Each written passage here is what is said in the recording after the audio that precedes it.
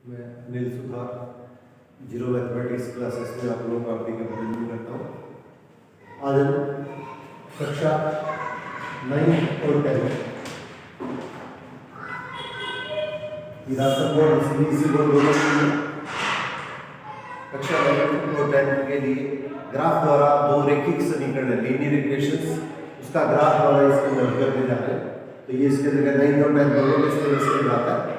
तो ये चीज़ आप लोग इसके अंदर थोड़ा सा देखिए आप लोग। तो मैं इसके अंदर बिल्कुल बेसिक से स्टार्ट कर रहा हूँ कि आप लोग इसके अंदर जो चीज़ 9 से स्टार्ट होती है उस चीज़ को स्टार्ट करते हुए और इसके अंदर ये आप लोग इसके अंदर जानने की कोशिश करूँ। तो ग्राफ द्वारा इसके अंदर दो समीकरण उसको अपने पास इसके अंदर किस तरीके से हल करते हैं, ग्राफ द्वारा दो समीकरणों को किस तरह से हल करते हैं। तो एक चीज़ आप लोगों ने देखो जैसे पहले पढ़ी है ax + by + c बराबर 0, ax + by + c बराबर 0। इस तरह की कोई भी आप लोगों को समीकरण दिखेगी तो यहाँ पे x और y का इसके अंदर दो ज्ञात राशि है। तो इन राशियों को हम चर राशि कहते हैं, इनको चर राशि या इसको वेरिएबल्स कहते हैं। ये राशियां इसके अंदर क्या होगी, चर राशि या आपको इसके अंदर वेरिएबल्स कहलाती है। अब आपको इसके अंदर a b c है, इसके गुणा के तरह ये प्लस है या माइनस है, जीरो कोई भी टाइप की संख्या a b c जो होते हैं वो हमारे पास इसके अंदर क्या कांस्टेंट्स कहलाते हैं। ये कांस्टेंट्स या इसको अचर पद बोलते हैं। इसका मतलब जिनका हमारा आपको इसके अंदर क्या कभी भी क्या परिवर्तित नहीं होता है। तो ये हमारे पास इसके अंदर क्या ऐसे बन जाते हैं। अब देखिए आपको इसके अंदर के जैसे आपके पास इसके अंदर हमारा प्रश्न दिया गया तो एक तो इसके अंदर क्या होगा, इस तरह का क्वेश्चन इसके अंदर क्या पूछा जाता है ax + by + c बराबर 0 से आपको बस इसके अंदर आपको तुलना करनी है। ax + by + c बराबर 0 से तुलना करके आपने बस आपको ये समीकरण दे दी है, जैसे मान लीजिए ये मान दे दिया गया और आपको बस abc का मान आपको ज्ञात करना है। तो इसमें सबसे पहले हम क्या करेंगे, सारे के सारे जो टर्म है उसको आप एक तरफ लेके आओ और ये आपको पता है कि जब सारी टर्म एक तरफ लेके आते हैं तो इसके अंदर राइट हैंड साइड में जो संख्या है सीधे हाथ की तरफ है वो राइट हैंड साइड है, बाएं हाथ की तरफ वो लेफ्ट हैंड साइड है। तो सारी संख्या में एक तरफ लेके आते हैं तो जब ये संख्या बराबर के एक तरफ आएगी इसका निशान परिवर्तित हो जाता है, इसका निशान हमारे पास इसके अंदर परिवर्तित हो जाता है। तो इस संख्या से देखो इसकी तुलना करेंगे तो x के गुणा में कितना है, यहाँ पे x के गुणा में कितना है 2, फिर इसके अंदर कॉमन लगा दो y के गुणा में क्या है और यहाँ पे y के गुणा में कितना है -4, निशान साफ करना है और इसके अंदर देखिए c आपको इसके अंदर कितना है, ये कांस्टेंट है तो c हमारे पास इसके अंदर कितना होगा -5 के बराबर होगा। तो इस तरह से हमारे पास इसके अंदर abc का क्वेश्चन के अंदर तुलना कर सकते हैं। अब इसी टाइप से इसके अंदर क्या होगा, देखो ये आपको इसके अंदर इस टाइप की स्थिति आपको क्वेश्चन के अंदर दी जाती है, अपने को इस टाइप की कोई भी स्थिति अगर दी जाती है तो बता दीजिएगा। अगर आपको क्वेश्चन किस तरह से दिया है उसके ऊपर निर्भर करेगा। ax + by बराबर c दे दिया और आपको कह दिया कि 2x + y या 2x = 5 बराबर y दे दिया। तो सबसे पहले हम क्या करेंगे, सारे के सारे वाले एक तरफ लेके आओ।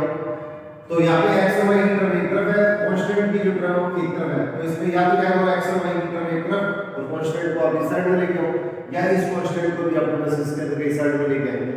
तो इससे करेंगे कि हमारे पास 2x - y इसको जब बराबर के एक साइड में लेके आएंगे तो निशान क्या होगा, नेगेटिव हो गया और ये जो 5 है उसको बराबर के एक साइड में लाएंगे तो हमारे पास इसके अंदर मान क्या होगा -5 हो गया। अब इस समीकरण से इसकी तुलना करो तो x के गुणा में ये है कि हमें x के गुणा में कितना होगा 2 है, ये बराबर तो 2 है और y के गुणा के अंदर ये है, यहाँ पे y के गुणा के अंदर क्या है, y के गुणा में तो कोई भी निशान नहीं है जिसका मतलब बस इसके अंदर एक होता है। अगर एक है तो लगाने की जरूरत नहीं है, निशान तो साथ में लगाना है तो इसका तो y अपने पास b कितना हो गया -1 हो गया। इसी टाइप से इसके अंदर c दोनों के अंदर क्या कांस्टेंट एक तरफ होना चाहिए, सारी टर्म आपके पास एक जैसी x और y की टर्म एक तरफ है, कांस्टेंट एक तरफ है तो अपने को जो मान ज्ञात करना है उसके अंदर भी बिल्कुल इसी से अपने पास एक जैसी स्थिति मिलेगी नहीं, x y की टर्म एक तरफ बची हुई टर्म एक तरफ, तो इसका मैं c का मान हमारे पास इसके अंदर कितना होगा -5 आ जाएगा। तो शुरू में हमारे पास इसके अंदर जो क्वेश्चन बनते हैं उसके अंदर इस तरीके से बनते हैं। एक क्वेश्चन इसके नोट देखिए, जैसे आपके पास इसके अंदर आपको ये समीकरण दी गई है ax + by + c बराबर से इसकी तुलना करनी है और अपने को ये मान दे दिया है 2x - 5 बराबर 0, 2x - 5 बराबर 0। इस समीकरण से आपके पास इसकी आपको तुलना करनी है।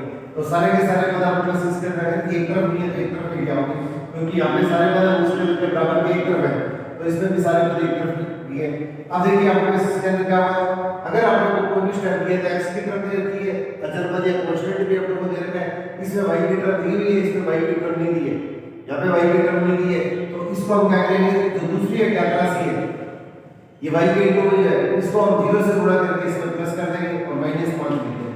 तो 0 को किसी भी संख्या से गुणा करते हैं तो इसके बाद में कोई परिवर्तन नहीं होता है। तो इस तरह का क्वेश्चन अगर आपके पास आपको जरूरत पड़ेगी, ये सब स्टेप आपको इसलिए बता रहा हूँ इनकी आपको ग्राफ के अंदर जरूरत पड़ेगी।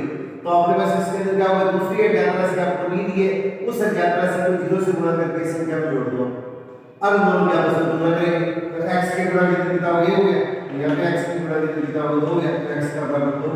अब इस तरह से y के गुणा किताब b हो गया, तो यहाँ पे y के गुणा कितने किताब 0 हो गया, तो यहाँ पे प्लस 0 है माइनस 0 0 होता है, 0 क्या है प्लस माइनस से घटाने की जरूरत नहीं होती। और इस तरह से हमारे पास c का होगा c हो गया और c बराबर हमारे पास इसके अंदर कितना होगा -5। तो स्टार्टिंग में आपके पास इसके अंदर क्या होगा, ये इस तरह की आपके पास आवश्यकता आपको पड़ेगी। अब इसके बाद में देखो ग्राफ के ऊपर आपके पास इसके अंदर बेसिक जो टर्म्स है, जो आपके पास बेसिक शब्दावली है, उसकी आप लोगों को जरूरत पड़ेगी, उस चीज के बारे में आप लोगों को थोड़ी सी और जानकारी दे दूं ताकि आपके पास आपको ग्राफ के अंदर कोई भी टाइप का आपका क्वेश्चन गलत नहीं हो। तो x o x dash y o y dash, ये दो रेखाएं आपस में एक दूसरे को इसके अंदर समकोण पे काट रही है, ये कोण बड़ी नहीं हो गया, ये सारे कोण बड़ी नहीं हो गए। तो दो रेखाएं अगर आपस में एक दूसरे को इस तरह से अगर काटती है तो इसके हमारे पास ये क्षैतिज, ये जैसे अपने पास में धरती है, अपनी पृथ्वी है, तो इसके समानांतर रेखा खींचेंगे, एक इसके लंब रेखा खींच देते हैं। तो x o x डैश है उसको हम x अक्ष कहते हैं, x o x डैश है उसको x अक्ष कहते हैं, इसके लंब रेखा होती है इसको y अक्ष कहते हैं, ये x अक्ष और y अक्ष कहलाता है। और दोनों रेखाएं आपस में जिस बिंदु पे काटती हैं, दोनों रेखाएं आपस में जिस बिंदु पे काटती हैं, ये बिंदु 0 नहीं है, उसको o लिखते हैं। ये दोनों रेखाएं आपस में जिस बिंदु पे काटती हैं, ये जो बिंदु होता है उसको मूल बिंदु कहा जाता है, इसको आपके पास इसके अंदर मूल बिंदु कहा जाता है, इसको इंग्लिश के अंदर ओरिजिन बोलते हैं, ये मूल बिंदु या ओरिजिन कहलाता है। ये x अक्ष होगी y अक्ष होगी, दोनों रेखाएं आपस में जिस बिंदु पे काटेंगी वो बिंदु आपके पास इसके अंदर क्या कहलाता है, मूल बिंदु या ओरिजिन कहलाता है। और अपने सबसे इंपॉर्टेंट क्वेश्चन 9 10 दोनों के अंदर पूछा जाता है कि मूल बिंदु के निर्देशांक लिखिए, तो इसके अंदर क्या 0, 0 और छोटा ब्रैकेट रहेगा, ये ध्यान रखिएगा। इस टॉपिक का नाम ही आपके पास इसके अंदर का 9th के अंदर जब स्टार्ट होता है तो निर्देशांक ज्यामिति कोऑर्डिनेट ज्योमेट्री से स्टार्ट होता है, और ग्राफ हमारा इसका अलग है, तो इसके अंदर इसी का पार्ट है, निर्देशांक ज्यामिति उसी का पार्ट है। तो मूल बिंदु के निर्देशांक, अब निर्देशांक से रिप्लाई हमारा क्या होता है, एक मिनट के लिए और सुनिए। अगर मूल बिंदु के सापेक्ष किसी बिंदु के अनुदिश आपको x अक्ष की दिशा में और y अक्ष की दिशा में आपके पास जो चलना पड़ता है, तो जो उस बिंदु की स्थिति आएगी वो हमारे पास उस बिंदु की दिशा कहलाते हैं। जैसे मान लिया x अक्ष की दिशा के अंदर आपके पास इसके अंदर 4 इकाई चले और y अक्ष की दिशा में आपके 3 इकाई चले, तो x अक्ष की दिशा में 3 इकाई, y अक्ष की दिशा में 4 इकाई, आपके पास जिस स्थिति में पहुंचेंगे तो मूल बिंदु के सापेक्ष इस बिंदु की जो स्थिति आती है वो इस बिंदु के क्या कहलाते हैं, निर्देशांक कहलाते हैं, वो इस बिंदु के निर्देशांक या इसके कोऑर्डिनेट कहलाते हैं। तो अब इसके लिए देखिए बेसिक जो टर्म्स है वो आप लोगों को थोड़ी सी बता देता हूं, फिर इसके बाद आपके पास में ग्राफ का जो क्वेश्चन है वो स्टार्ट करते हैं। ये चीज अगर आपको क्लियर है, आपका ग्राफ का क्वेश्चन गलत नहीं होगा, और ये चीज क्लियर नहीं है तो फिर इसके अंदर क्या होगा, ये आपको विश्वास के साथ दिखा सकते हैं कि आप क्वेश्चन सही करेंगे या गलत करेंगे। तो इसलिए थोड़ा सा देखिए आप कि दो रेखाएं आपस में किसी बिंदु पे काटेंगी, तो इसको x o x डैश और y o y डैश इस तरह से लिखते हैं। अब एक आपके पास इसके अंदर मान लिया कोई बिंदु P है, उसके निर्देशांक x और y है, तो इस बिंदु से सबसे पहले x अक्ष पे और y अक्ष पे लंब डाल दीजिएगा, इस बिंदु से x अक्ष के ऊपर और y अक्ष के ऊपर लंब डाल दीजिएगा। तो एक बिंदु को मैंने नाम दे दिया, एक बिंदु को नाम दे दिया। तो किसी बिंदु का जो x निर्देशांक होता है वो इसका भुज कहलाता है, और इसका y निर्देशांक होता है, इसको हम कोटि बोलते हैं। किसी बिंदु का x निर्देशांक होता है वो इस बिंदु का भुज कहलाता है, इसको इंग्लिश के अंदर एब्सिसा बोलते हैं, एब्सिसा, भुज को एब्सिसा कहते हैं। और y निर्देशांक होता है किसी बिंदु का, वो इसकी कोटि या इसको इसका कोऑर्डिनेट बोलते हैं, ये इसका कोऑर्डिनेट कहलाता है। x बिंदु है, किसी बिंदु का x निर्देशांक होता है उसका भुज या एब्सिसा, और y निर्देशांक होता है उसकी कोटि या कोऑर्डिनेट कहलाता है। अब एक मिनट के लिए थोड़ा सा ध्यान दीजिएगा, इस बिंदु से सबसे पहले x अक्ष पे और y अक्ष पे लंब डाल दिया, तो आपके पास इस बिंदु तक पहुंचने के लिए अपने x अक्ष की दिशा में कितना चलना पड़ता है, x अक्ष की दिशा में चलना पड़ता है, ये इसके अंदर क्या होगा, x का मान होता है। इस बिंदु B से x अक्ष के बराबर जो लंबा है और y अक्ष पे लंबा है, तो ये दूरी होती है वो तो x को व्यक्त करती है, और मूल बिंदु से इस बिंदु की y अक्ष के ऊपर जो लंबा दूरी होती है ये y को व्यक्त करती है। और ये आपको बस इसके अंदर क्या होगा, दोनों दूरी आपस में क्या है, समकोण है, ये भी समकोण है, ये भी समकोण है, ये भी समकोण है। ये x अक्ष y अक्ष के बीच का कोण क्या होता है, 90 डिग्री होता है। तो ये कोण 90 डिग्री है, ये कोण 90 डिग्री है, ये कोण 90 डिग्री है, और चतुर्भुज के चारों कोणों का जो मिलता होता है 360 डिग्री होता है। इसका ये कोण भी हमारे पास 90 डिग्री है, और सारे कोण 90 डिग्री है, तो इसका हमारे पास ये क्या बन गया, आयत बन गया। तो इसका ये हो जाएगा वो तो इस भुजा के बराबर है, तो ये भुजा दोनों का x के बराबर होगी, और ये भुजा जो भी वो हमारे पास इसके अंदर दोनों क्या होगी, y के बराबर होगी। तो किसी बिंदु की से x अक्ष के ऊपर y अक्ष पे लंबा लिया, तो इस बिंदु से कोई भी बिंदु आपको जो दिया गया है उससे x अक्ष की जो दूरी है, ये मूल बिंदु से ये इसकी जो लंब दूरी होगी वो दूरी क्या होगी, x को निरूपित करती है। ये इस बिंदु का भुज कहलाता है। और इसी तरह से इस बिंदु से y अक्ष पे जो लंब डाला है उसकी y मूल बिंदु से जो दूरी होती है और ये से जो दूरी होती है वो इसके अंदर क्या कहलाता है, इसके अंदर इसकी कोटि कहलाता है। तो x का जो मान है उसको तो हम इसका भुज कहते हैं, ये भुज x सा, और y में दिशा होता है उसके अंदर इसकी कोटि है, इसका ऑर्डिनेट कहलाता है। अब आप बस देखिए इसके अंदर क्या हुआ, आपको बस इसके अंदर ध्यान देने वाली चीज है, इसके अंदर क्या, इसमें क्वेश्चन 99% पूछा जाता है रिपोर्ट के अंदर, तो ये थोड़ा सा ध्यान दीजिएगा आपको। किसी बिंदु से x अक्ष के ऊपर और y अक्ष के ऊपर आपने जो लंब डाला है, किसी बिंदु से x अक्ष के ऊपर और y अक्ष के ऊपर आपने जो लंब डाला है, तो ये जो दूरी आएगी ये इस बिंदु के निर्देशांक का क्या मान लिया, इस बिंदु के निर्देशांक क्या कोऑर्डिनेट, निर्देशांक क्या कोऑर्डिनेट एक ही बात है, निर्देशांक को हम कोऑर्डिनेट कहते हैं इंग्लिश के अंदर।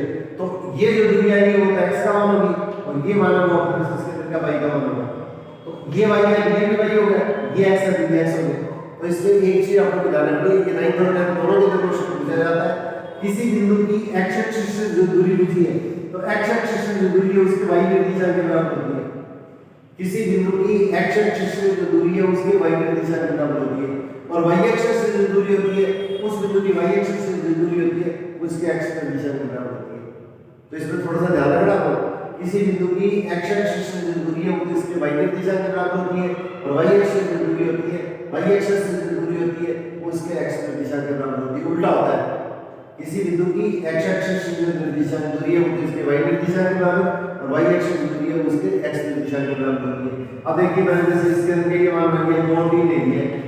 अब अगर आपको क्वेश्चन ये कह दिया जाए इस बिंदु की x अक्ष से दूरी ज्ञात कीजिएगा, इस बिंदु की x अक्ष से दूरी ज्ञात कीजिएगा, तो इसका इस बिंदु से इस पे लंब डालेंगे, इस बिंदु से इस पे लंब डालेंगे, ये y अक्ष है। तो इसका इसके अंदर क्या होगा, इस बिंदु की x अक्ष से दूरी ये 2 है, ये इसके अंदर 3 है, तो x अक्ष से जो दूरी है वो इसके y निर्देशांक के बराबर होगी। इस बिंदु की x अक्ष से जो दूरी आएगी वो इसके y निर्देशांक के बराबर होगी, और y अक्ष से जो दूरी है वो इसके अंदर क्या होगी, आपके इसके अंदर इसके x निर्देशांक के बराबर होती है। उल्टा होता है, ध्यान रखना आपको। इस तरह के क्वेश्चन के अंदर कहीं भी आप क्वेश्चन के अंदर क्या होगा, गलती मत कर जाना। किसी बिंदु की x अक्ष से जो दूरी है उसके y निर्देशांक के बराबर होती है, y अक्ष से जिसकी जो दूरी होती है किसी बिंदु की वो इसके x निर्देशांक के बराबर है। अब इसके बाद में एक छोटी सी चीज आपको प्रोजेक्ट में, अगर इस चीज की आपको जानकारी होगी तो फिर आपका क्वेश्चन उसमें मान के चलिए कि 90% का गलत नहीं होगा। तो यहाँ पे देखो आपको इसके अंदर क्या होगा, ये x अक्ष और y अक्ष है। अब मूल बिंदु से जब सीधे हाथ की तरफ चलते हैं तो इसको बोलते हैं राइट हैंड साइड, दायां पक्ष। तो इस तरफ जो चलते हैं तो ये दूरियां क्या होती है, हमेशा धनात्मक होती है। ये ग्राफ पेपर पर इस तरह से आपके पास इसके अंदर ये निशान बने होंगे 1-1 सेंटीमीटर के, तो ये दूरियां सब क्या होती है, धनात्मक होती है, पॉजिटिव होती है। और मूल बिंदु से ये जो ओरिजिन है उसके बाईं तरफ जो चलते हैं, लेफ्ट हैंड साइड की तरफ चलते हैं, तो ये जो दूरियां होती है वो इसके अंदर क्या होती है, ऋणात्मक होती है, नेगेटिव होती है। तो -1 -2 -3 -2 मूल बिंदु जो ओरिजिन है उससे राइट साइड में चलेगी सीधे की हाथ की तरफ, तो ये जो दूरियां होती है वो आपके पास इसके अंदर क्या होती है, पॉजिटिव या धनात्मक होती है। और मूल बिंदु से लेफ्ट साइड में चलते हैं ये जो दूरियां होती है वो हमारे पास इसके अंदर क्या होती है, नेगेटिव ऋणात्मक होती है। इसी तरह से मूल बिंदु से ऊपर की तरफ चलेंगे y अक्ष के अनुदिश, तो y अक्ष की तरफ ऊपर की तरफ चलेंगे तो ये दूरियां क्या होंगी, आपके पास इसके अंदर धनात्मक होगी। और मूल बिंदु से y अक्ष के ऊपर नीचे की तरफ चलेंगे तो ये जो दूरियां होती है वो आपके पास इसके अंदर क्या होती है, ऋणात्मक होती है।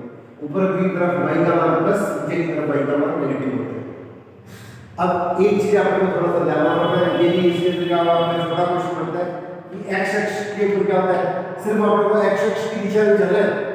x अक्ष के किसी बिंदु तक पहुंचने के लिए अपने को न तो ऊपर चलना पड़ता है न नीचे चलना पड़ता है। तो अगर आपको क्वेश्चन पूछा जाता है कि x अक्ष का समीकरण बताइए, तो आपने क्या लिखेंगे, x अक्ष का समीकरण क्या होता है, y बराबर 0।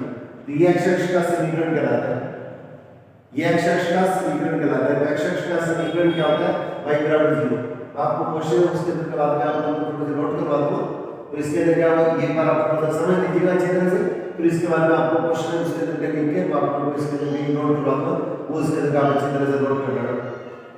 तो x अक्ष की समीकरण होती है y बराबर 0, और y अक्ष के ऊपर अगर आपको को चल रहा है तो नहीं तो आपको इस साइड में चल रहा है, नहीं इस साइड में चल रहा है, तो y अक्ष के ऊपर हमेशा क्या होता है, x का मान 0 होता है।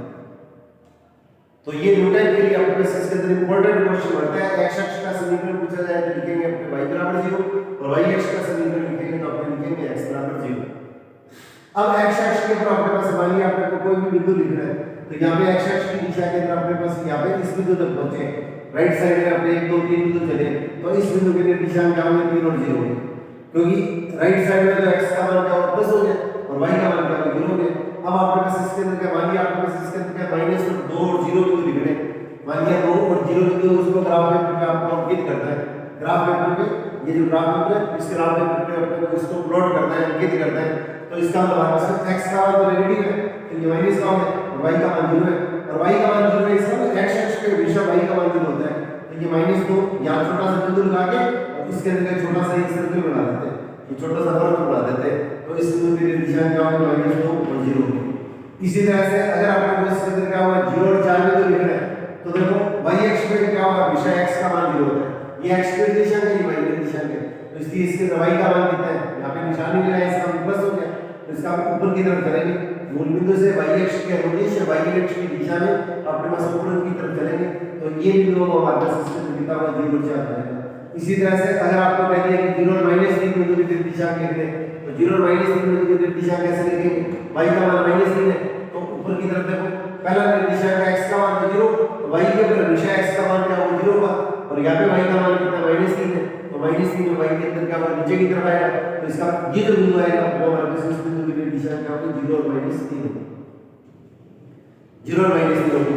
अब इसी टाइप से देखो, अगर आपको किसी भी बिंदु के निर्देशांक का पूछे जाते हैं, तो पहले 5 बिंदु के निर्देशांक बता दो, फिर आपके पास आपको ग्राफ के अंदर किसी भी टाइप की परेशानी नहीं है, एक ही चीज देखिए क्यों किया, x o x dash y o y dash. मूल बिंदु से ओरिजिन से राइट साइड की जो दूरी होती है वो आपके पास इसके अंदर क्या होती है, धनात्मक होती है, 1 2 3 4, और ये मूल बिंदु है, इसको o सिलेक्ट करते हैं, ये 0 नहीं होता है, इसको मूल बिंदु बोलते हैं o, और मूल बिंदु से लेफ्ट साइड की जो दूरी होती है ये ऋणात्मक होती है, तो -1 -2 -3 -4। अपने अपनी सुविधा अनुसार इस मान को नीचे भी लिख सकते हैं, ऊपर भी लिख सकते हैं, नीचे भी लिख सकते हैं, इधर भी लिख सकते हैं। इस तरह से y अक्ष पे ऊपर की तरफ की जो दूरियां होती है वो धनात्मक होती है, तो ऊपर की तरफ की दूरियां 1 2 3 4 इधर लिख लो चाहे इधर लिख लो, या पीछे जैसे भी आपको सुविधा लगे उस तरह से इस बिंदु को लिख सकते हैं, 1 2 3 4 यहाँ पे भी लिख सकते हैं, इस साइड में भी लिख सकते हैं। इसी तरह से नीचे की तरफ की दूरी जो होती है y अक्ष पर मूल बिंदु या ओरिजिन से नीचे की तरफ की दूरी होती है ये ऋणात्मक होती है, तो -1 -2 -3 और -4। अब जैसे मान लिया आपको इसके अंदर कुछ बिंदु है वो ग्राफ पेपर पे अपने को अंकित करते हैं, प्लॉट करते हैं, तो इसके अंदर देखो मैं इसके अंदर 5 6 बिंदु लिखता हूं, तो अगर आप इसके अंदर क्या होगा, ये जैसे बिंदु ले लिया 4 और 3 ले लिया, -4 और 3 ले लिया, -2 और 3 ले लिया, -3 और -1 ले लिया, -3 और 1 ले लिया, ये आपके पास इसके अंदर क्या होगा, बिंदु और आपके पास इसके अंदर 2 और 0 ले लिया, -4 और 0 ले लिया। इस तरह से कोई बिंदु ले लिया आपके पास अलग-अलग टाइप के, तो इस तरह देखिए इसको ग्राफ पेपर पे हम अंकित कैसे करेंगे। सबसे पहले आपको इस चीज की जानकारी होनी चाहिए, ये चीज अगर क्लियर है तो आपके पास क्वेश्चन के अंदर आपको कोई परेशानी नहीं आएगी। तो ये चीजें आपके पास इसके अंदर क्या होगी, आपके पास 9 और 10 दोनों के अंदर आती है, ये कॉमन है सबके अंदर। तो ये चीज अगर आपको क्लियर है तो ग्राफ पेपर क्वेश्चन है उसके अंदर मान के चलो कि 90% आप गलत नहीं करोगे अगर आपको जोड़वा के गुणा लगाता है। तो यहाँ पे देखिए 4 और 3, तो पहले x का मान तो 4, y का मान 3, दोनों BC के अंदर चलो, और जहाँ पे बिंदु है वहाँ पे ये बिंदु लगा के एक छोटा सा सर्कल बना देना। या आपको जो सर्कल बनाना है वो इसके अंदर ऐसे बहुत बड़ा नहीं बनाना है और बिल्कुल ऐसा नहीं बनाना है कि बिल्कुल ब्लैक काला सा हो जाए। तो इस तरह से आपको बिंदु भी नजर आता है और ये बिंदु भी अपने पास आपको नजर आता है। तो इस बिंदु की दिशा कितने होंगे 4 और 3। अब इसी तरह से आपने ये बिंदु लिखा है इस तरह से -4 और 3 लिखना है। तो x का मान तो माइनस हो गया, y का मान क्या होगा प्लस हो गया। तो x का मान माइनस हो गया इस साइड में आएगा और y का मान प्लस इस साइड में आएगा। तो दोनों की सीधी में चलो इसकी सीधी में और इसकी सीधी में बिंदु लगा के एक छोटा सा सर्कल लगा देंगे। तो -4 और 3 ये हमारे पास इस बिंदु की निर्देशन करेंगे। इसी टाइप से हमारे पास इसके अंदर देखिए -2 और 3 ले लिया है, -2 और 3 ले लिया है। तो x का मान -2 और y का मान 3। तो x का मान तो माइनस पहला मान x का होता है, दूसरा मान y का होता है। तो -2 और 3, तो -2 और 3 दोनों की सीधी में आगे चलो यहाँ पे एक बिंदु लगा के और छोटा सा सर्कल बना दो। -2 और 3 ये हमारे पास इस बिंदु के निर्देशांक हो गए। इस तरह देखो माइनस दोनों माइनस दे दिए, -3 और -1। तो x का मान तो -3 है और y का मान -1 क्या है नीचे की तरफ आएगा। तो दोनों बिंदु आपस में बढ़ाओ सीधी के अंदर, तो एक दूसरे की सीधी के अंदर आगे बढ़ाएंगे और ये बिंदु जहाँ पे मिलते हैं वहाँ पे बिंदु लगा के एक छोटा सा सर्कल बना देना, छोटा सा वर्ग बना देना। और यहाँ पे क्या दे देंगे -3 और -3।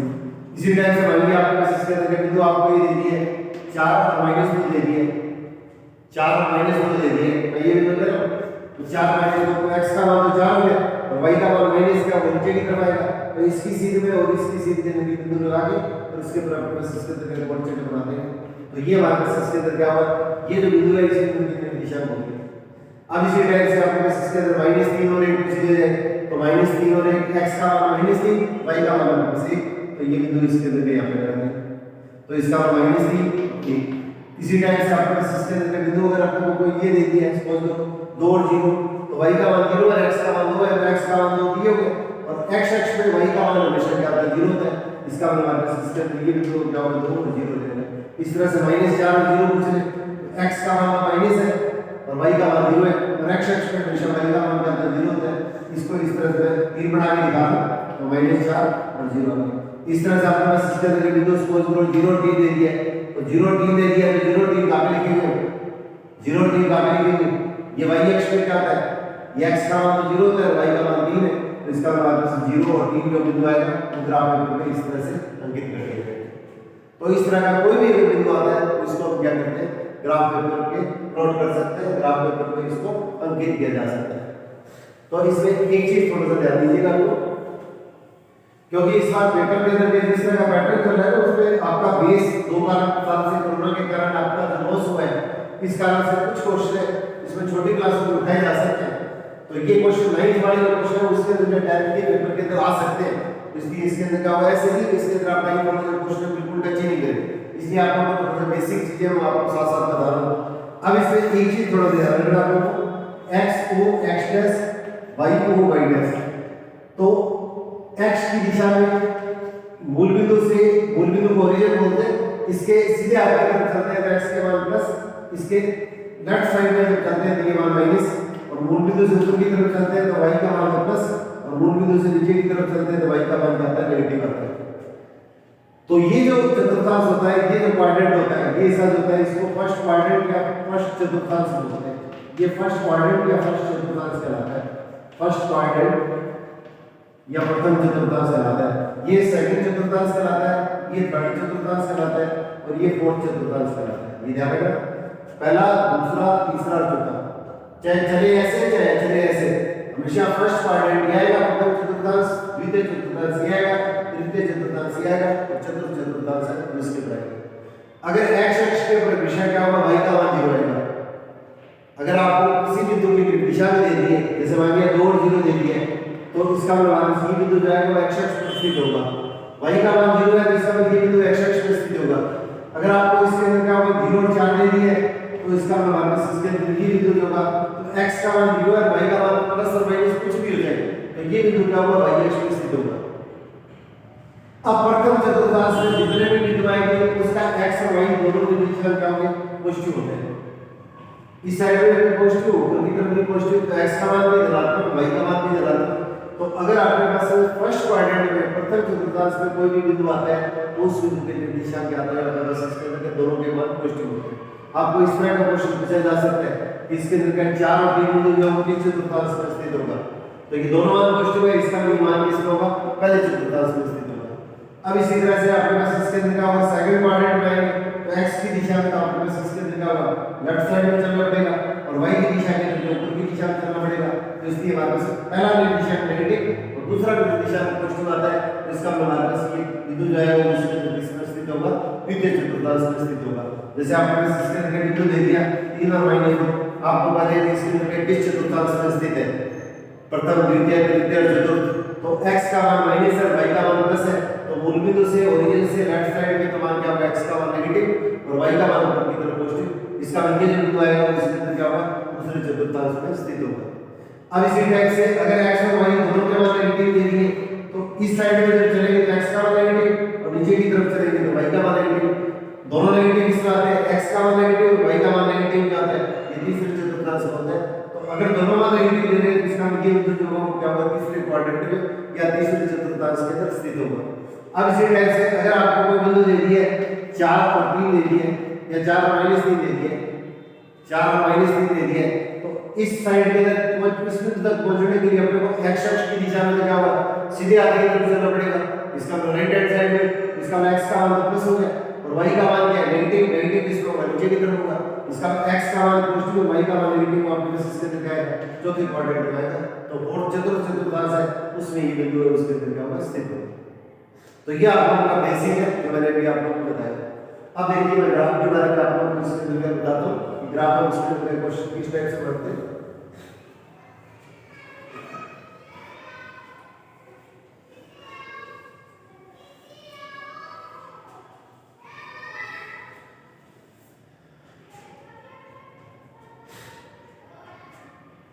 तो x + 3y बराबर 6, एक समीकरण दे दी है, दूसरी समीकरण दे दी है 2x - 3y बराबर 12। ये दो समीकरण है, इसके ग्राफ भी पूछा जा रहा है, इसके अंदर क्या ग्राफ द्वारा या रेखा चित्र द्वारा इसका हल कीजिए। आरेख कहते हैं, रेखा चित्र कहते हैं, ग्राफ कहते हैं, एक ही बात है। इंग्लिश के अंदर ग्राफ कहते हैं, हिंदी के अंदर आरेख या आलेख या रेखा चित्र कहते हैं, रेखा चित्र बोल देते हैं। तो एक चीज मैंने आप लोगों को सबसे पहले बताई थी, अगर आपको याद हो कि x और y ये स्टार्टिंग में जब मैंने अपने क्लासेस के अंदर ये ऑनलाइन जब क्लासेस स्टार्ट की थी उसके अंदर रेखिक समीकरण के अंदर ये चीजें मैंने स्टार्टिंग में अच्छी तरह से क्लियर की हुई है। अगर किसी को बेसिक पीछे वाली चीजें अगर ध्यान नहीं हो तो रेखिक समीकरण YouTube के ऊपर जाके लीनियर इक्वेशन इनटू वेरिएबल्स रेखिक समीकरण उसकी वीडियो आप जरूर देख लेना, फिर आपको ये कॉन्सेप्ट है वो अच्छी तरह से क्लियर हो जाएंगे। तो अब वो x और y दो ज्ञात राशि है और उसकी सबसे बड़ी घात अगर एक है, अगर आपके पास जो पावर होती है उसका अगर मेंशन नहीं करते हैं, पावर का अगर उल्लेख नहीं किया जाता है तो इसको हम क्या बोलते हैं, रेखिक समीकरण बोलते हैं। रेखिक समीकरण या लीनियर इक्वेशन, इसको रेखिक समीकरण या लीनियर इक्वेशन बोला जाता है। और इसके अंदर क्या ज्ञात राशि क्या होगी, तो दो ज्ञात राशियों की एक आत्मीय समीकरण होगी। तो दो ज्ञात राशियों की एक आत्मीय समीकरण है, इसको ग्राफ द्वारा इस तरीके से हल करते हैं। इसमें अलग-अलग टाइप की विधि है, बाकी विधि मैं आपको बाद में बताऊंगा। पहले इसके अंदर आपको ग्राफ द्वारा इसको कैसे हल करते हैं, ये 100% 9th में और 10th में दोनों आता है और बड़े क्वेश्चन आता है 5 या 6 नंबर के क्वेश्चन। तो पहले आप इसके अंदर इसी चीज को हल करते हैं। तो कल भी मैंने इसके अंदर के लिए वीडियो बनाई थी, इसके अंदर 47 सेकंड की, परंतु उसके अंदर आवाज पता नहीं किस कारण से इसके अंदर क्या नहीं आने के कारण इसके अंदर वीडियो मेरे को दोबारा बनानी पड़ रही है। तो इसलिए इसके अंदर क्या होगा, इस चीज का मेरे को खेद है, इसके अंदर इतना टाइम नहीं लगाया और उसके अंदर बहुत ज्यादा इसके अंदर वीडियो इसके अंदर अपलोड करने के अंदर हम लोग कैसे बढ़ रहे हैं, क्योंकि इसके अंदर जब अपलोड करने लगे तब उसमें देखा उसके अंदर आवाज बिल्कुल कहीं नहीं आ रही थी। वो कोई टेक्निकली कमी रही है या कोई माइक में कोई परेशानी रही है, क्या स्थिति रही है मैं कह नहीं सकता। तो इस कारण से इसके अंदर वीडियो इसके अंदर क्या मेरे को दोबारा बनानी पड़ रही है। तो सबसे पहले आपके इसके अंदर क्या होगा, समीकरण यहाँ पे लिखेंगे x + 3y = 6। अब मैं बड़े क्वेश्चन करवा रहा हूँ, ये चैप्टर पूरा होने के बाद में इसके अंदर क्या होगा, फिर इसके छोटे क्वेश्चन किस तरह जाएंगे, जो आपके पास इसके अंदर के 20 क्वेश्चन छोटे हैं वो क्वेश्चन आप लोगों को और प्रैक्टिस कराऊंगा। तो आप क्या आखिरी के लिए जानते हैं, तो इसके अंदर क्या होगा, टॉपिक आपने अर्धवार्षिक आने वाले उन्हीं चैप्टर का मैं रिवीजन करूँ, उसके बाद में इसके अंदर जो बचे हुए टॉपिक है फिर वापस सुनेंगे। तो सबसे पहले आपके पास इसमें x + 3y = 6 एक समीकरण ले लिए। अब इस समीकरण की मदद से क्या करते हैं, एक तालिका बनाते हैं। इसकी मदद से हम इसके अंदर एक तालिका बनाते हैं। तो x का मान और y का मान हम की ओर से देंगे। x का y का मान हम अपनी ओर से सिलेक्ट करेंगे, x और y का मान हम अपनी ओर से चुनेंगे। तो x का मान जैसे सपोज करो आपने 0 ले लिया, x का मान 0 रख दिया। पेपर के नोट्स के लिए इसका लिखने की कोशिश कीजिएगा, बोर्ड में कम से कम 0 लिखना हो तो x की जगह 0 लिखेंगे, तो x की जगह मैंने 0 लिख दिया, तो यहाँ पे x की जगह 0 लिख दिया प्लस 3y बराबर 6। अब 0 में कोई भी संख्या जोड़ेंगे तो क्या होगा, वही संख्या आएगी, तो 3y बराबर 6। और अगर यहाँ पे कोई निशानी है सब ये संख्या इसके गुणा में, तो किसी भी संख्या का तिगुना है वो 6 है, तो संख्या कितनी होगी, 2 होगी। इसका मतलब आपकी जो संख्या है वो इसके अंदर क्या होगी, 6 के बटे में आ जाएगी, ये संख्या 6 के बटे में आ जाएगी और 6 में 3 का मान देंगे तो वापस मान कितना आ जाएगा, 2 आ जाएगा। तो x का मान जब 0 लिया तो y का मान वापस का क्वेश्चन के अंदर कितना आ गया, 2 आ गया। अब इसी टाइप से हम क्या करेंगे, क्वेश्चन के अंदर एक बार y का मान 0 ले लो, तो y बराबर 0 लेने पर, तो y बराबर 0 लेने पर समीकरण में क्या लिखेंगे, x + 3 गुणा y बराबर 6, y का मान 0 ले लो और 0 को किसी भी संख्या से गुणा करेंगे तो क्या आएगा, 0 आएगा। और किसी भी संख्या में 0 जोड़ते हैं तो अपने पास वापस वही संख्या आती है, तो y का मान अगर 0 लेंगे तो x का मान क्या आएगा, 6 आएगा। एक चीज आप लोग ध्यान रखिएगा, x का मान 0 लेने पर y का मान या y का मान 0 लेने पर x का मान अगर बटे में आता है, जैसे 3/2 आ गया, 5/2 आ गया, 2/3 आ गया, फिर उस तरह का मान अपने को नहीं चुनना है। उस स्थिति के अंदर क्या है, अलग से कोई मान लेके और अपने को इसके अंदर क्वेश्चन को अपने को हल करना पड़ता है। जैसे मैं देखिए मैं एक क्वेश्चन आप लोगों को लेके बता देता हूं, जैसे इसके अंदर क्या होगा, यहाँ पे जैसे मैंने 2 मान लिए, इसी तरह से मैं एक मान और ले लेता हूं। यहाँ पे देखिए इसके अंदर क्या, जैसे y का मान सपोज करो मैंने 1 ले लिया, आपने x का मान भी ले सकते हैं, y का मान भी ले सकते हैं। तो y का मान जैसे 1 लिया तो इसको हल करेंगे तो x + 3 गुणा 1 बराबर 6, y ये लेकर और ये ध्यान रखना पहले इसके अंदर क्या होगा, ये गुणा का निशान से लिया जाएगा, तो इसके अंदर 3 को 1 से गुणा किया 3। अब x बराबर हमारे पास इसके अंदर कितना होगा, 6 - 3। इस संख्या को जब इधर ले जाएंगे तो इसका निशान बदल जाएगा, तो x बराबर कितना होगा, तो y का मान जब आप इसके अंदर 1 लेंगे तो इस स्थिति के अंदर x का मान कितना है, 3 आ जाएगा। अगर x का मान 0 या y का मान 0 लेने पे ये मान अगर पूरा नहीं आता है, प्लस और माइनस में पूरा नहीं आता है, तो उस मान को अपने को छोड़ देना है। और अगर आपने सिस्टम में पूरा मान आता है तो फिर आपके पास सिस्टम में इस मान को लेने की कोई आवश्यकता नहीं है। अगर आपने एक मान फालतू ले लिया तो ये विशेष बात नहीं है, परंतु अननेसेसरी आपके पास इसके अंदर क्या होगा, आपके पास इसके अंदर इस चीज को लेके क्वेश्चन हल करने की आवश्यकता नहीं होती है। 2 मान अपने लिए क्या क्वेश्चन हल करने में सफिशिएंट या पर्याप्त होते हैं। मतलब ज्यादा मान लेंगे तो आपके पास इसके अंदर आपका पेपर छूट सकता है, इसलिए इसके अंदर जितनी आवश्यकता है उतने ही इसके अंदर लेके और इस चीज को अपने को हल करना है।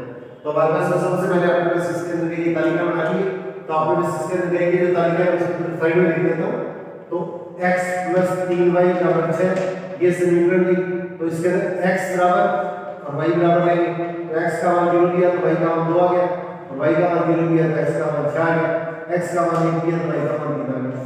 ये इस समीकरण की तालिका बन गई। अब इसी टाइप से मैं दूसरी समीकरण लिखता हूं, तो दूसरी समीकरण लिख के इसके हम तालिका बनाते हैं। तो दूसरी समीकरण हमारे पास ये आपको दी हुई है 2x - 3y बराबर 12। तो बिल्कुल उसी तरह से हम तालिका बनाएंगे।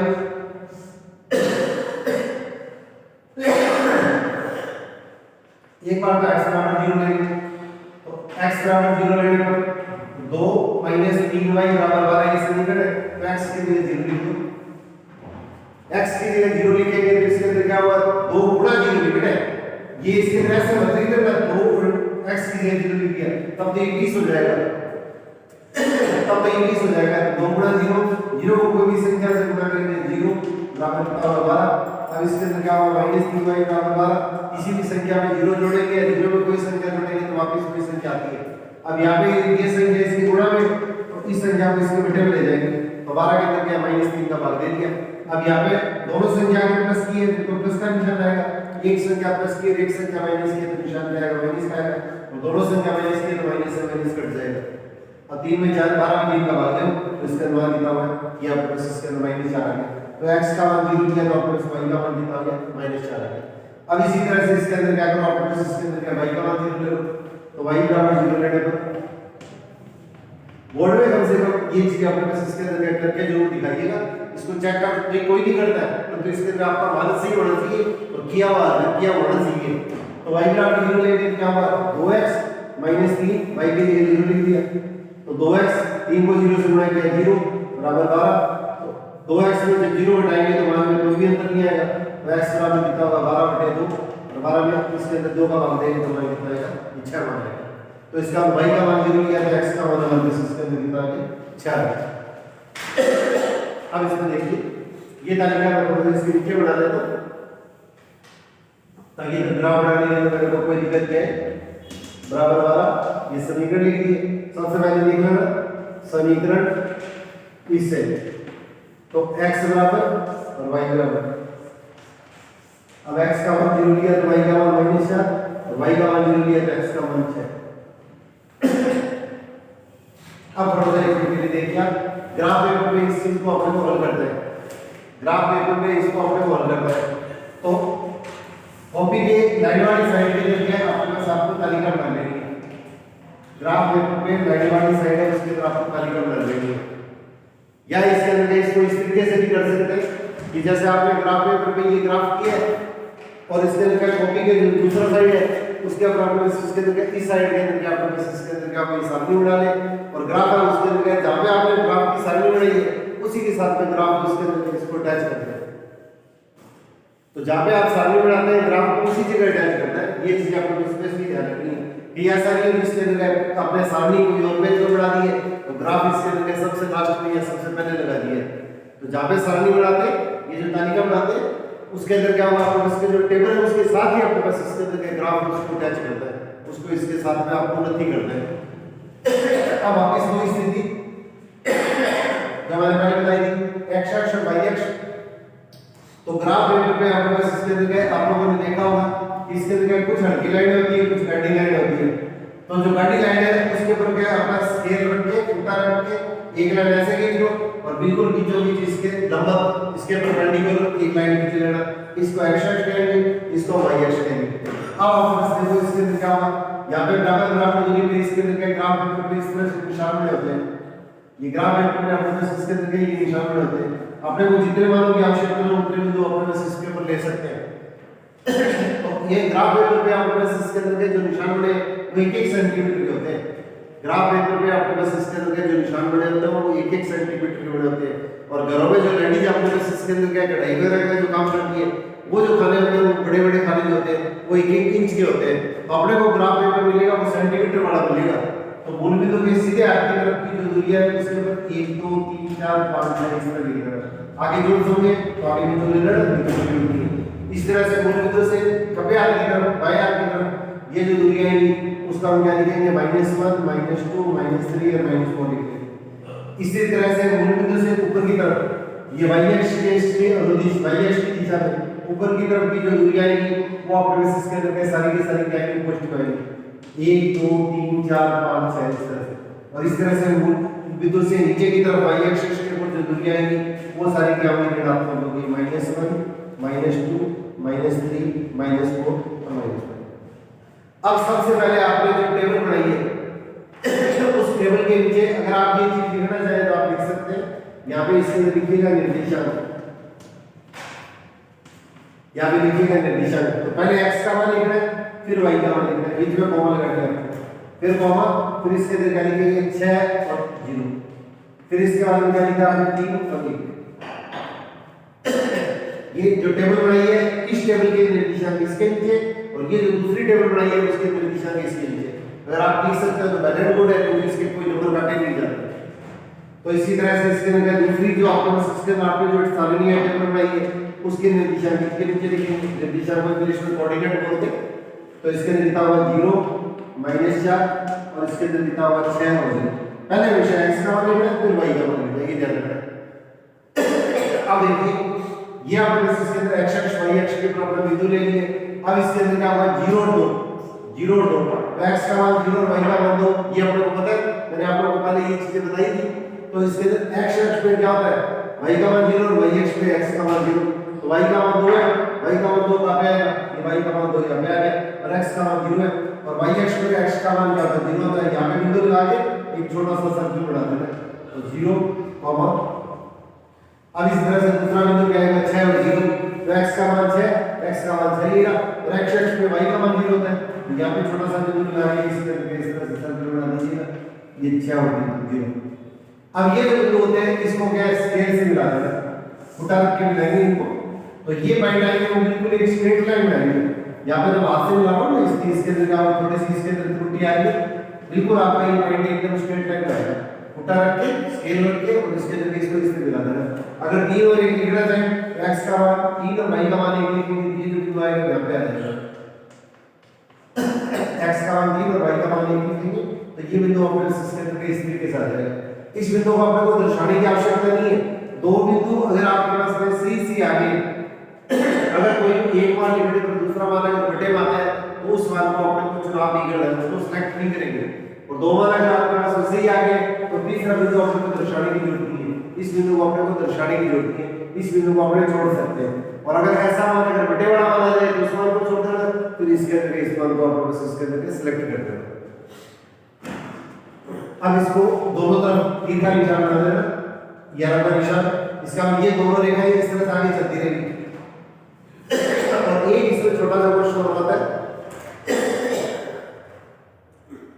अज्ञात राशि 2 है और इसकी घातक रेखा दी है, पावर जो दी रेखा होती है, तो इसके ऊपर भी एक क्वेश्चन बनता है एक नंबर का कि दो अज्ञात राशियों की एक आदमी से समीकरण है, उसका रेखा चित्र या ग्राफ होता है, वो एक सरलरेखा को निरूपित करता है। दो अज्ञात राशियों की एक आदमी से समीकरण है, उसका रेखा चित्र या ग्राफ होता है, वो इसके अंदर के एक सरलरेखा को निरूपित करता है। ये किस वक्र को निरूपित करता है, ये पूछने की रिश्ता में दे देंगे तो वो एक सरलरेखा को निरूपित करता है। ठीक है, अब आपने इसके अंदर क्या हुआ, इसका जो ग्राफ खींचा है तो ये पहले वाली जो लाइन है इसका ग्राफ है, तो जहां पे भी आपके पास खाली स्थान है, खाली जगह है, उसकी जगह ये समीकरण लिख देना। ये इस तरह बदलेगा, इसकी समीकरण को इस तरह से लिखना, इसके अंदर का ये जो रेखा आपने लिखी है उसके बिल्कुल समानांतर पैरेलल आ जाएगी। अब इसी तरह से दूसरी सारणी है, उसके मान लेंगे 0 और -4, y का मान क्या -4 है, x का मान 0 है, तो y का मान माइनस का वो नीचे हो गया, और y x पे x का मान क्या होता है 0 होता है, इसका मतलब 0 और -4 जो है वो बिंदु होता है। तो ये बिंदु छोटा सा लगा के इसको गोल चक्कर बना दो, ये वर्ग बना दो। इसी तरह से इसके अंदर दूसरा बिंदु बिता हुआ 6 और 0, 6 और 0, तो x का मान 6, y का मान 0, आपके पास इसके अंदर पहले अपने पास ले चुके हैं। और ये बिंदु इससे अलग है, जब तो इसको अलग से द्वारा दिखाना है, और ये बिंदु अगर दो बार आता है तो इसको दो बार दिखाने की आवश्यकता है। अब इस बिंदु को इस बिंदु को फिर वापस मिला दो, इस बिंदु को आप इसके अंदर मिलाएंगे तो इसके अंदर क्या होगा, इस साइड में और इस साइड में चलते हैं यहाँ पर इसके अंदर लेना है। अब ये जो ग्राफ है इसके अंदर जहां पे भी आपके पास कोई जगह है उसके अंदर के इसकी समीकरण लिख देना, 2x - 3y बराबर 2x - 3y बराबर 12। तो ये हमारे पास जो दूसरी समीकरण है उसका आपके पास इसके अंदर क्या होगा, ये आपके पास ग्राफ आ जाएगा। और ये जो आपने तालिका बनाई है, ये आपने टेबल बनाई है, उस टेबल के नीचे इसका पैमाना आप जरूर लिखिएगा। माना पैमाना x अक्ष पर इस चीज के नंबर काटते हैं नहीं 99%, तो इसका इंटरेस्ट जरूर पड़ता है। पैमाना आपके पास इसके अंदर क्या एक प्रकार से इसके अंदर आपकी टिकट होगी है, तो इसके अंदर हमारे पास क्या माना पैमाना x अक्ष पे आपके पैमाना क्या मान है, ये जो खाने वाले वो 1 सेंटीमीटर के होते हैं, तो 1 सेंटीमीटर बराबर 1 इकाई। अगर मान आपके पास बहुत बड़े आ जाए तो इसके अंदर 1 सेंटीमीटर को 2 इकाई ले लो, यहाँ पे 2, यहाँ पे 4, यहाँ पे 6, यहाँ पे 8, यहाँ पे 10। इसी तरह से अगर आपके पास इसके अंदर क्या होगा और भी बड़े मान आ जाए तो 1 सेंटीमीटर हम 5 इकाई दे देंगे, 5, 10, 15, 20 इस तरह से। तो जैसे भी स्थिति बढ़ेगी तो अपने पास 99% है, उसके अंदर अपने पास जो बोर्ड के अंदर क्वेश्चन आते हैं उसमें 1 सेंटीमीटर 1 इकाई से क्वेश्चन खत्म हो जाते हैं। इसी तरह से y अक्ष पर पैमाना और ले लो, तो y अक्ष पर पैमाना क्या लिखेंगे, 1 सेंटीमीटर बराबर क्या लिखेंगे आपने 1 इकाई। तो ये खंड जो होते हैं वो 1 सेंटीमीटर बोलते हैं, इसको एक बड़ा खंड भी लिखा जा सकता है, तो इसको ज्यादातर क्या है 1 सेंटीमीटर ही लिखना चाहिए। अगर आपने एक बड़ा खंड बराबर 1 इकाई लिख दिया तो गलत नहीं है। ये जहाँ पे आपने दोनों साइड बनाई है उसके नीचे इसका पैमाना लिख लीजिएगा। अब इसको लिखने के बाद में आपके पास क्या क्वेश्चन के अंदर आपको क्या करना है, 1 मिनट के लिए देखिए।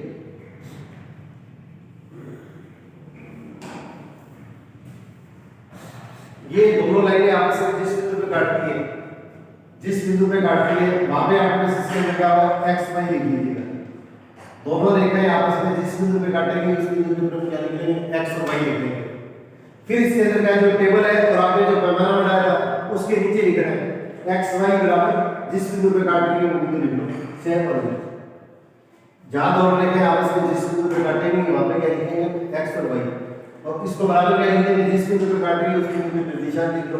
अब पहला निर्देशांक तो पहले के बराबर होता है, दूसरा निर्देशांक दूसरे के बराबर होता है।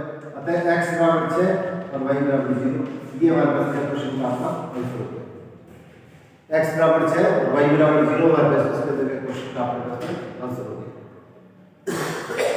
अब 2 साल से ये पेपर के अंदर पहले जो क्वेश्चन पूछे जा रहे थे, पहले तो x y का मान ज्ञात करना पूछते थे, और x y का मान ज्ञात करने के बाद में आपके पास इसके अंदर इस तरह से होता जाता था, इसके अंदर 6x + 4y बराबर ये है या आपके इसके अंदर में, तो इसका मान भी ज्ञात कीजिए। एक तो आपने उसका ग्राफ में समीकरण को हल करना है, और इसके अंदर पिछले जो 2 साल आपके पास इसके अंदर जो आपके पास पेपर हुए, उन पेपर के अंदर एक ही साथ भी और पूछी गई है। इस समीकरण की ऊपर पहले ग्राफ के द्वारा लीजिएगा, और ग्राफ के द्वारा करने के बाद में आपके पास इस समीकरण से m का मान ज्ञात कीजिएगा। तो यहाँ से x का y का जो मान आएगा वो इस समीकरण में रख दीजिएगा। जिस समीकरण में आपको मान ज्ञात करना है उस समीकरण को पहले छोड़ देना, बचे हुए समीकरण से x और y का मान ज्ञात कर लो, और ये जो x का y का मान है तो x की जगह 6 और y की जगह आपके पास इसके अंदर 0 लिख दें। x की जगह 6 और y की जगह यहाँ पे जो भी मान आएगा वो मान लिख देना। यहाँ पे अगर आपके पास मान है उसके अंदर सपोज करो कि 4 दिया है तो x की जगह 4 लिख देंगे, 6 दिया तो 6 लिख देंगे। तो x का मान कितना आता है 6, तो 4 गुना x का मान कितना 6 प्लस 4 गुना इसके अंदर y का मान कितना 0, जो मान आपने ज्ञात की वो मान लिखना है आपको।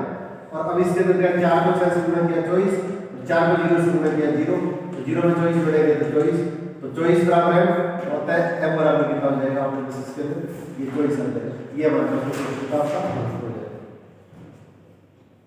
तो पुराने पैटर्न में तो क्वेश्चन में सिर्फ ग्राफ के द्वारा हल करना पूछा जाता था। अब पिछले 2 साल से आपके पास इसके अंदर आपके जो बोर्ड के पेपर आए उसमें इसका मान ज्ञात करना पूछा जा रहा है। तो इस स्थिति के अंदर क्या होगा, इस चीज तक टॉपिक में से 5 नंबर मिलते हैं, और ये इसका मान भी ज्ञात करते हैं उनका उसका 1 नंबर होता है। तो इस तरह से ग्राफ का आपके पास इसके अंदर पूरा प्रश्न अपने बोर्ड के अंदर पूछा जाता है। तो इसके अंदर एक बार 2 बार आप ग्राफ के प्रश्न उसको हल करके देखिएगा। मैं 1-2 बार इसके अंदर ग्राफ के पेपर है उसके अंदर क्वेश्चन उसके अंदर अगर आपके पास इसके अंदर आपको YouTube के बढ़ा के आपको डाल दूंगा, तो इसके अंदर ताकि इस तरह के जो क्वेश्चन उसका आपने थोड़ा सा अभ्यास करें। अब इसमें कुछ छोटे क्वेश्चन बनते हैं, 2-3 मिनट लगेंगे। ये क्वेश्चन और नोट करवा देता हूं, या आपको इसके अंदर अपनी कॉपी में नोट करना। ये इसके अंदर पेपर के अंदर क्वेश्चन पूछे जाते हैं, या अलग से इसके अंदर आप इसके क्वेश्चन बना के आपको अलग से डाल दूं, जैसे कि आप देख सकते हो। अब देखिए x अक्ष का समीकरण मैं शॉर्ट में समीकरण लिख रहा हूं या पूरा लिख देता हूं, एक बार बाद में समीकरण लिख दूंगा। तो x अक्ष का समीकरण y बराबर 0 होता है। तो आपको रिश्ता में भी पूछ सकते हैं, वैसे भी पूछ सकते हैं। x अक्ष का समीकरण y बराबर 0 होता है। दूसरा आपके पास क्वेश्चन बनता है y अक्ष का समीकरण, y अक्ष का समीकरण x बराबर 0 होता है। x अक्ष का समीकरण y बराबर 0, y अक्ष का समीकरण x बराबर 0 होता है। अब इस तरह से x अक्ष पर x अक्ष में y को क्या बोलते हैं 40 का मान सदैव 0 होता है।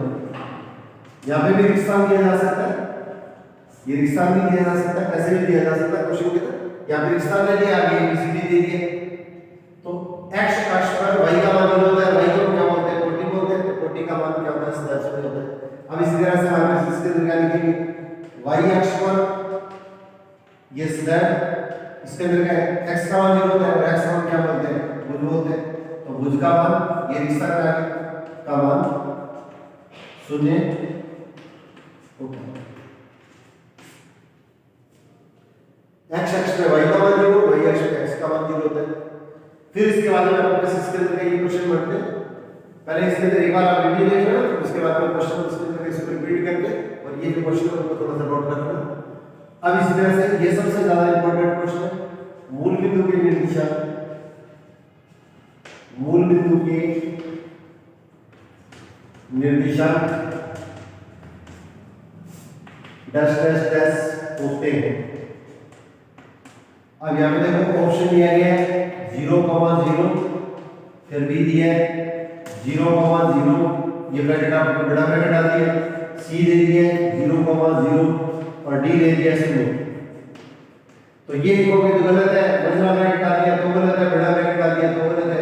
0,0 और साथ में क्या एक छोटा ब्रैकेट डालना है, ये ध्यान रखना।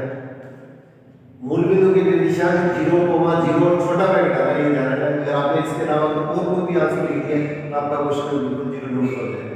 तो मूलबिंदु के दिशा लिखी है तब तो आप कैसे लिख रहे हैं, और इस स्थान में क्वेश्चन दे दिए गए तो इसको हम इस तरीके से व्यक्त करेंगे, इसको इस तरीके से व्यक्त करेंगे।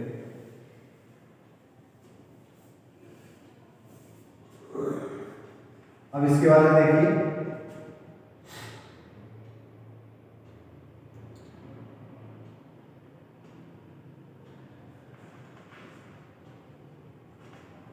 बिंदु 4 3 इस चतुर्थांश में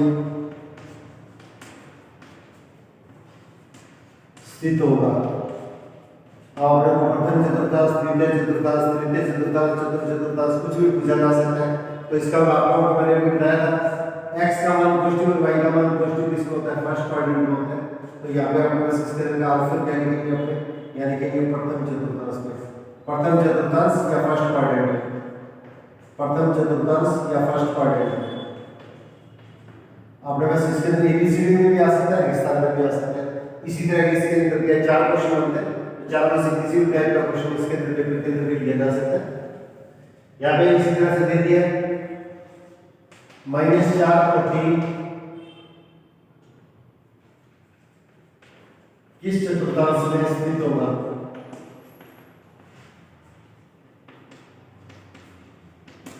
-4 और 3 किस चतुर्थांश में स्थित होगा। तो आपके पास देखिए अभी आपको बताया था x का मान नेगेटिव का एक साइड में होता है, y का मान पॉजिटिव इधर होता है। इसका मतलब आपस में -4 और 3 में आएगा, क्या होगा, दूसरे चतुर्थांश में होगा। तो इसका आंसर क्या होगा, द्वितीय चतुर्थांश, द्वितीय चतुर्थांश।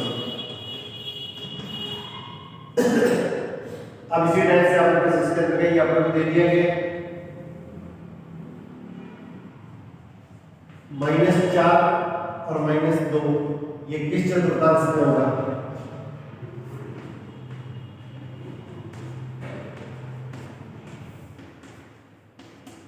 तो x का मान नेगेटिव और y का मान नेगेटिव, x का मान नेगेटिव इधर होता है, y का मान नेगेटिव इधर होता है। इसका -4 और -3 का होगा किस चतुर्थांश में होगा। तो इसका आंसर क्या लिखेंगे, थर्ड क्वाड्रेंट में, तीसरे चतुर्थांश में। तृतीय या तीसरे एक ही बात है, जब भी आपको लिखा जाता है तो तीसरे चतुर्थांश में।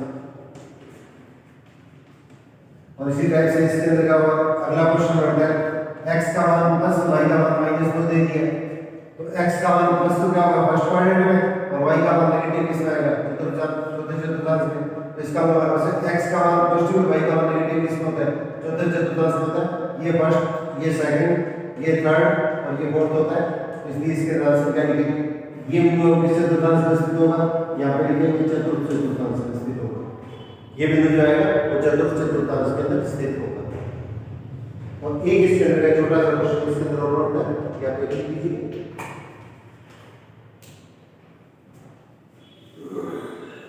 इस टाइप के छोटे छोटे क्वेश्चन पूछे जाते हैं, तो ये थोड़ा सा आपके पास आपको ध्यान से करना है। क्वेश्चन के अंदर किसी भी तरह की स्थिति के अंदर त्रुटि हो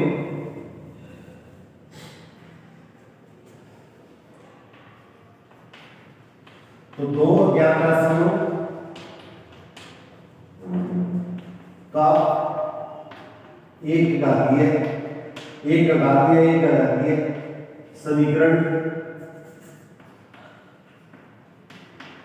सदैव एक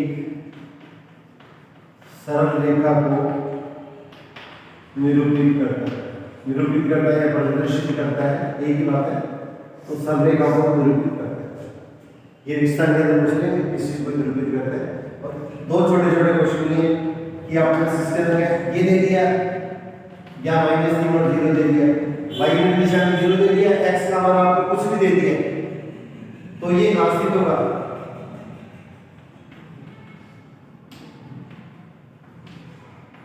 अगर आपको ये पूछ लिया x का मान तो क्या है, प्लस या माइनस कुछ भी दे दिया, y का मान क्या है, ये 0 दे दिया, ये नास्तिक होगा। और तब चतुर्थांश द्वितीय चतुर्थांश किस होगा, x अक्ष पे हमेशा क्या आता है, y का मान 0 होगा। इसका मतलब ये आपका सिस्टम स्थित किस होगा, x अक्ष पर स्थित होगा। तो इसका आंसर क्या होगा, x अक्ष पर स्थित होगा। और इसी टाइप से उल्टा दे दिया 0 4 या प्लस दे दिया 0 और -3, x का मान 0 और y का मान प्लस या माइनस कुछ भी दे दिया, ये कहां स्थित होगा, अगर आपके पास ये क्वेश्चन के अंदर है कि कहां स्थित होगा तो इसके आंसर क्या लिखेंगे, x अक्ष में y का मान 0 होता है, y अक्ष में x का मान 0 होता है, तो ये बिंदु कहां स्थित होगा, y अक्ष पर स्थित होगा। ये चतुर्थांश में स्थित नहीं होगी, ये y अक्ष पर स्थित होगी। तो इस तरह से हमारे पास इसके अंदर का ये जो चैप्टर है, ये ग्राफ का जो चैप्टर है वो आपका लोगों का 9th और 10th का कंप्लीट चैप्टर का मैंने करवा दिया। अब इसके अंदर एक समीकरण है, इसको हल कर देंगे। तीन विधियां अलग अलग जोड़ दे रखी है, वो 10th के सिलेबस में आती है, उसके अंदर 9th के सिलेबस में नहीं आती है। तो इसके अंदर इसमें छोटे क्वेश्चन है, वो तो आप लोगों को जब मैं कल कराऊंगा तो 9th वाले देखना चाहे तो आप देख सकते हैं, ताकि आपकी गुणा भाग कैलकुलेशन वो थोड़ी सी इंप्रूव हो जाए। फिर उसके बाद में आपको इसके अंदर क्या कल करवा के उसके बाद में बहुपद का चैप्टर कराऊंगा। तो बहुपद के ऊपर बहुत बड़ा क्वेश्चन, इसके अंदर के छोटे क्वेश्चन और बड़े क्वेश्चन, ये 9th और 10th दोनों के अंदर। तो पहले 9th 10th दोनों में वाले चैप्टर वो आप लोगों को करवाऊंगा। और मैंने इसके अंदर क्या होगा, माध्य बहुलक और माध्यिका के जो क्वेश्चन है उसके अंदर उसकी 2 वीडियो बना के पहले डाली हुई है, उससे रिलेटेड 2 क्वेश्चन है उसके अंदर क्या और करके मैं आप लोगों को इसके अंदर साथ साथ डालता रहूंगा। फिर इसके अंदर एक प्राइट है, वो बिल्कुल इजी सा चैप्टर है, वो भी आप इसके अंदर आप थोड़ा प्रैक्टिस कीजिएगा। एक दिन उसके अंदर उसकी लगभग 50 मिनट की 1 घंटे की वीडियो बना के इसके साथ में इसके अंदर भी डाउनलोड और करूँगा। तो इसके अंदर आप अर्धवार्षिक की परीक्षाओं को ध्यान में मद्देनजर रखते हुए थोड़ी सी मेहनत अच्छी तरह से कीजिए, ताकि आपकी इसके अंदर क्या हुआ बाद की स्थिति में पता नहीं कि कोरोना की क्या स्थिति आती है, जिस तरह से ये बदल के बार बार आ रहा है। तो आपने बस इसके अंदर ऐसा नहीं, इसके अंदर इसके रिजल्ट के बेस के ऊपर, इसका जो रिजल्ट है उस रिजल्ट के बेस के ऊपर आपका बोर्ड का रिजल्ट है वो निर्धारित किया जाए। तो इसके अंदर क्या होगा, इसको बिल्कुल लाइटली मत लीजिएगा। ये मेरा आप लोगों से इसके अंदर ये विशेष इसके अंदर के आग्रह है। और बाकी भी कोई विद्यार्थी इसके अंदर आपके साथी है, वो इसके अंदर गए 9th या 10th के अंदर, तो उनसे भी आप इसके अंदर क्या होगा, इस चीज़ के अंदर क्या होगा, चैनल से जुड़ देगी, इसके अंदर के कागलों से सहयोग की अपेक्षा करूँगा। उनसे भी साथ में भी आप इस चीज़ को शेयर कीजिएगा, ताकि इसके अंदर का हमारा भी थोड़ा सा इसके अंदर का मनोबल बढ़े। तो आप लोगों से इसी सहयोग की आशा के साथ